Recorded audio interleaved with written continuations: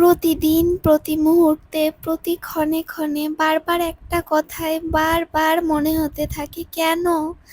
কেন সময়গুলো থেমে থাকে না? কেন সময়গুলো এভাবে চোখের পলকে পার হয়ে যায়? কেন আমার ছোট্ট বাচ্চাটা বড় হয়ে যাচ্ছে? কেন আমার চোখের সামনে প্রতিনিয়ত নিজের বরকে একটু একটু করে চেঞ্জ হতে দেখছি, মানে বৃদ্ধ হওয়ার দিকে? কেন নিজের মধ্যেও এত পরিবর্তন দেখতে পাচ্ছি? এই এত এত কেনর প্রশ্নের উত্তর একটাই, এটা মহান আল্লাহর সৃষ্টি এবং আমরা এই রকমই। দুনিয়াতে ক্ষণিকের জন্য আসবো, কিছুদিন থাকবো, আবার চলে যাব। আমাদের যৌবন রূপ কখনো থাকবে না চিরকাল। একটা সময় না একটা সময় পর সব কিছু জীবন থেকে হারিয়ে যাবে। তখন আমার মনে হয়, যদি সেটাই হয় তাহলে কেন এই পৃথিবীতে মানুষের এত অহংকার, মানুষের ভিতর এত রেষারেষি, এত দাঙ্গা হাঙ্গামা? সবাই যদি এই বাস্তবটা বুঝে নিত, মেনে নিত, তাহলেই তো আর পৃথিবীতে কোনো গোলযোগ থাকতো না, তাই না?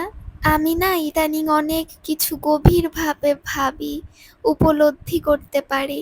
মনে হয় আমার অনেক বয়স হয়ে গেছে, আমি অনেক বৃদ্ধ হয়ে গেছি। তারপর যখন নিজের বয়সের দিকে খেয়াল করি, এই তো 25, আমার বর এই তো 28। খুব বেশি বয়স না, অথচ দায়িত্ব, চিন্তা, মাথার উপর সব কিছুর দায়িত্ব, এইসব নিয়ে না মনে হয় নিজে সত্যি অনেক বৃদ্ধ হয়ে গেছি। এই অল্প বয়সে এত এত অভিজ্ঞতা, এত এত ঝড়-ঝাপটা সহ্য করে আলহামদুলিল্লাহ এই তো আছি।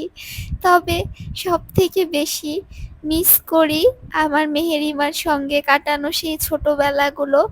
এখনকার সময়গুলো মধুর, আমি জানি এই সময়গুলো যখন পার হয়ে যাবে, আমি এই সময়গুলোকেও একটা সময় গিয়ে মিস করব।